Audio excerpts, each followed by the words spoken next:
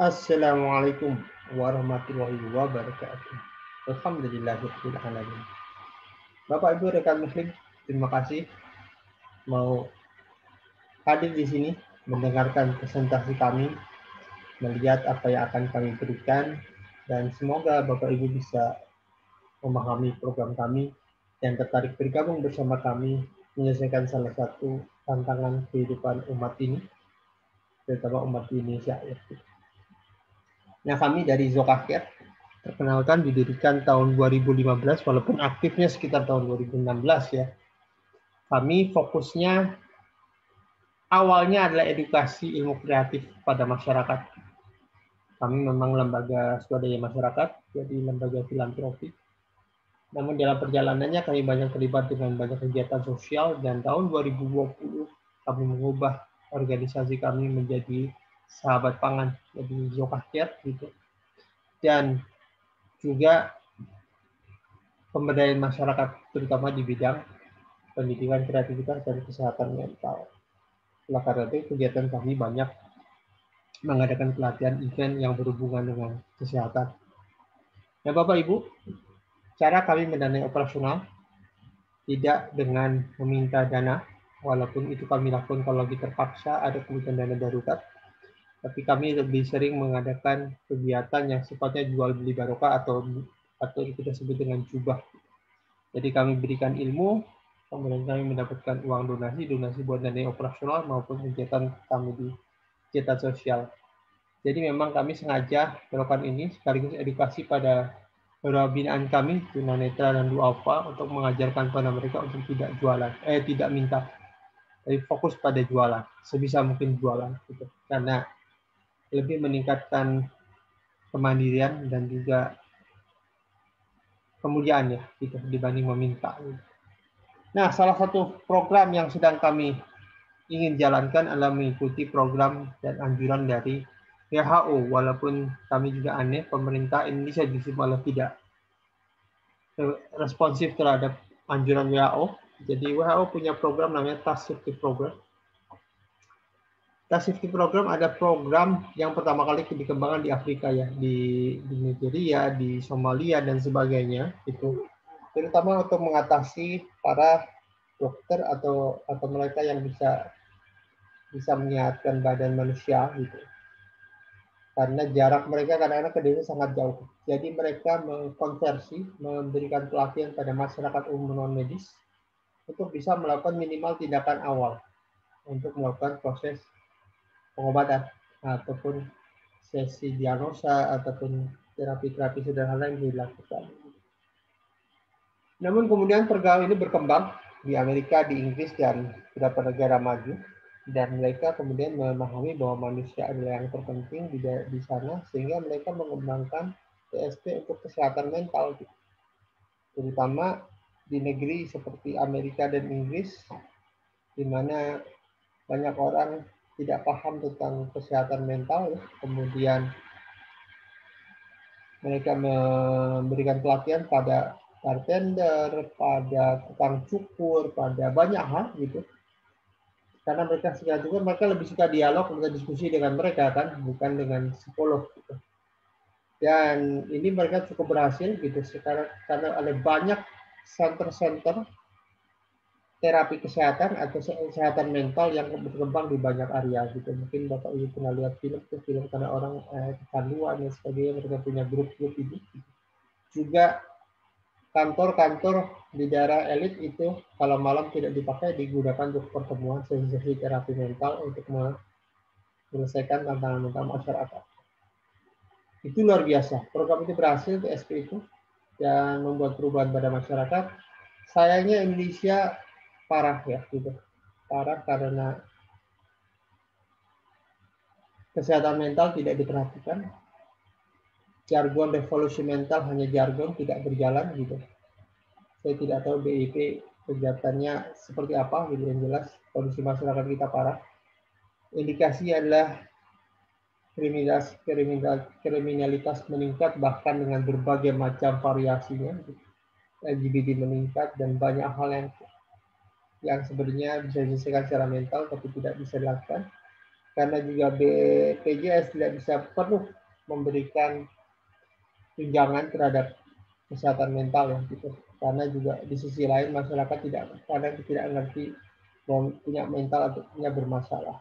Untuk itulah kami Zuracare ingin menjalankan program seperti saving program, fokusnya dulu kepada kesehatan mental. Dan ilmu pertama yang akan kami berikan adalah ilmu Neuro-Linguistic Programming atau NLP.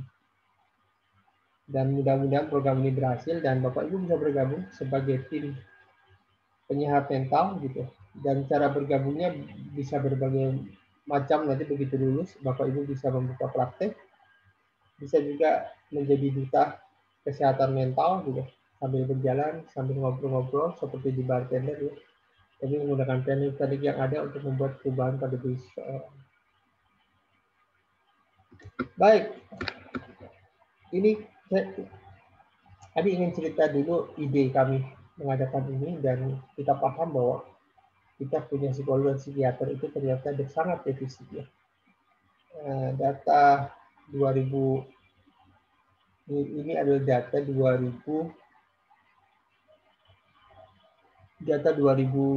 kalau tidak salah ya. Data terakhir adalah total psikolog baik psikiater ataupun klinis totalnya ada 3.500 orang. Cukupkah itu? Jelas jauh lebih dari cukup. Standar minimal WHO saja minimal adalah 1:30.000. Tapi kalau kita punya 270 juta penduduk dibagi 30.000, kemungkinan butuh sekitar 10.000 orang. Dan sebenarnya 30.000 itu tidak maksimal. Yang maksimal adalah sebenarnya 1:1000. Itu bagus, luar biasa. Beberapa negara sudah menjalankan ini, sudah mengejar gitu. Dan apa dampaknya kekurangan psikolog, Bapak Ibu? Lihat sebelah kanannya, inilah kejadian kondisi masyarakat kita yang sangat sakit. Ada anak yang penggal kepala ayahnya, LGBT meningkat, ada anak perkosa ibunya, ada ibu perkosa anaknya. Kemudian bunuh diri, termasuk yang terbesar di Asia Tenggara. Indonesia termasuk terbanyak. Pertanyaannya, why this is happen? Di negeri yang rumah tahfiz di mana-mana, di negeri yang banyak menghasilkan ulama, di negeri yang banyak kajian kalau maghrib gitu. Tapi mengapa kondisi ini terjadi? Apa yang membuat ini terjadi? Jawabannya adalah karena tidak adanya, pertama tidak tahu masyarakat kalau mentalnya bermasalah, yang kedua tidak adanya orang atau tempat untuk curhat yang efektif. Beberapa usaha kita bagus, tapi memang butuhkan ilmu untuk turun menjadi seorang penyehat mental, kemampuan mendengar dan semua ada ilmunya gitu. Dan ini perlu kita beri bekal agar mereka bisa menjadi bagian dari solusi masyarakat. Indonesia sedang sakit secara mental, bahkan orang menyebutnya darurat mental. Nah ini yang harus kita selesaikan, karena tidak mungkin negeri ini tumbuh bila masyarakatnya sakit secara mental. Tidak mungkin negeri ini bisa baik bila masyarakatnya punya beban hidup yang tidak bisa diatasi, bahkan cenderung mencari jalan pintas gitu. Dan agak ngeri karena kriminalitas di era COVID meningkat, dan ini memberikan ruang pada banyak orang untuk menjahati orang lain, bahasa kita tuh memberikan solusi dengan cara yang sederhana gitu. Padahal solusi orang itu banyaknya. Kadang-kadang orang menjadi jalan pintas, maling lah, solusinya bunuh orang lah, diambil motor dan sebagainya gitu. Dan kembali, ini negeri muslim, negeri di mana penuh syarat dengan nilai, tapi sekarang menyedihkan.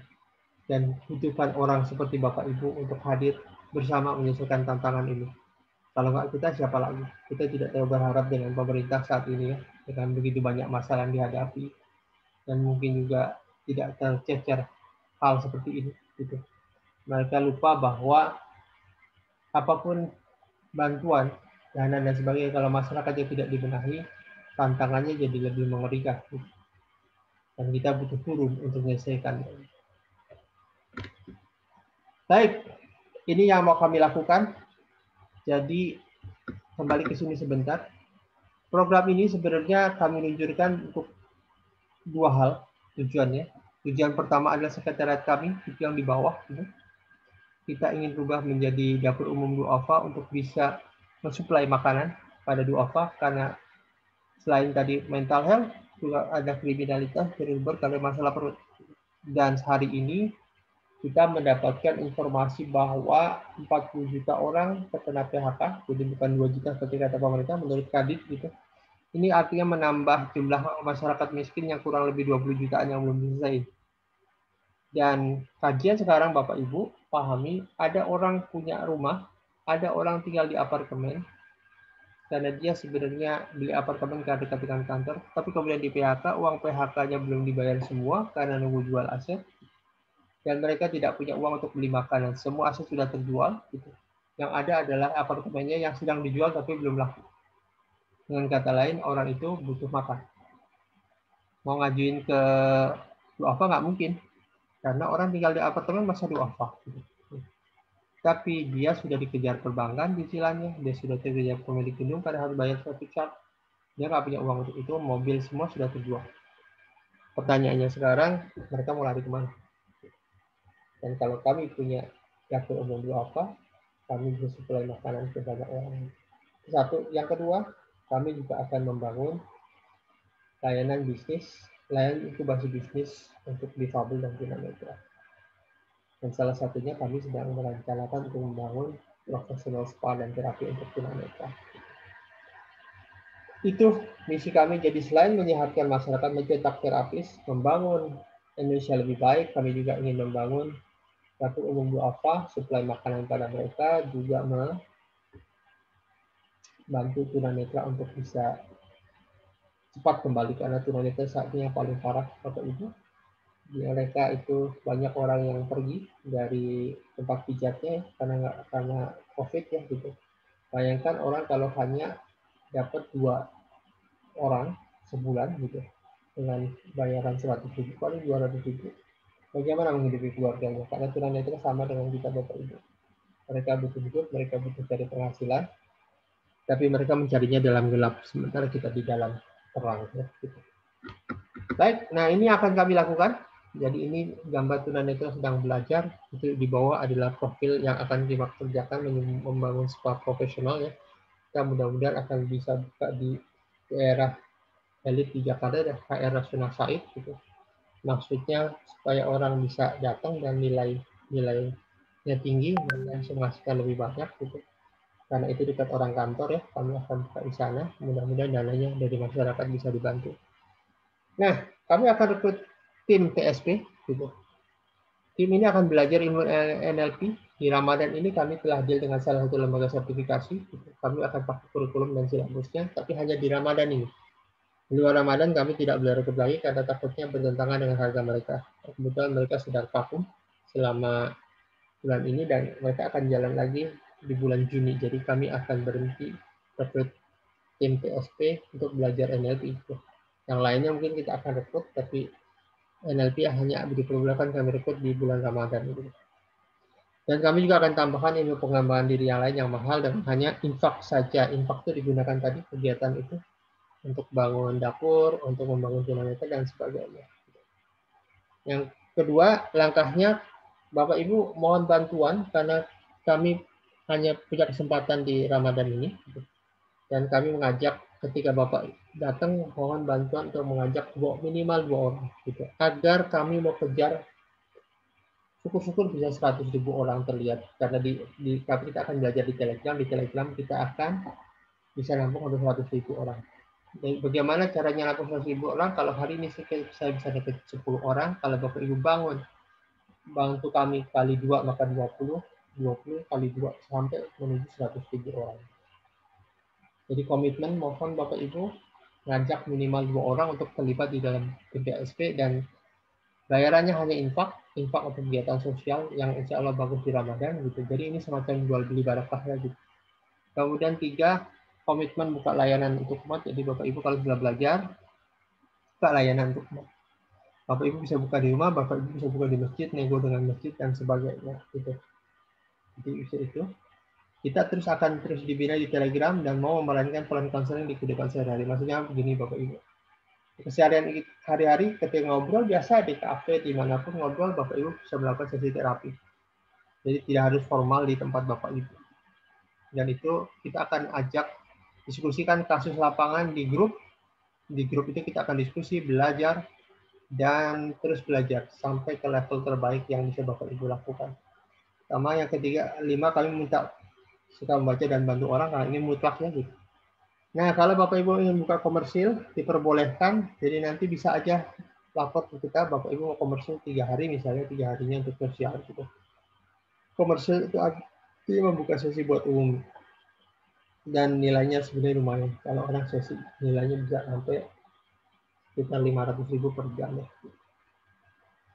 Ketujuh, nanti bantu kami kampanyekan program ITSP kepada masyarakat luas, karena kami sebenarnya ingin kejar angka 1:1000 atau 270.000 orang. Jadi selama program ini jalan, kami harapkan bisa terus berjalan. Mendapatkan banyak orang, sampai 270.000 orang untuk bisa bergabung bersama kami. Dan kita sama-sama membuat perubahan untuk masyarakat. Nah, baik Bapak Ibu. Bila Bapak Ibu tertarik silahkan join bersama kami.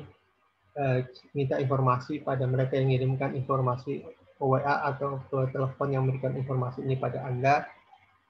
Dan ayo kita jadikan diri kita berguna bagi orang lain gitu. Dan memberi manfaat pada orang lain, membantu kita menyelesaikan permasalahan umat saat ini. Muslim adalah selalu tampil mengambil alih sebuah solusi dari tantangan yang ada. Muslim tidak diam, Muslim itu aktif memberikan kebaikan pada orang. Karena itu sifat kita. Sifat kita sudah tidak tahan ketika ada kejahatan, ada hal yang bisa kita selesaikan, tapi kita tidak melakukan sesuatu. Yuk Bapak Ibu, gabung bersama kami. Silahkan dengan hanya infak pada akun yayasan, dan Bapak Ibu bisa bersama kami menyelesaikan tantangan ini, tantangan umat ini, dan membuat hidup menjadi lebih baik dari waktu-waktu. Sekian dari kami. Mohon maaf bila ada salah. Dan semoga Bapak Ibu bisa bergabung dan bersama-sama kita berikan perubahan konkret bagi bangsa ini. Sekian. Assalamualaikum warahmatullahi wabarakatuh.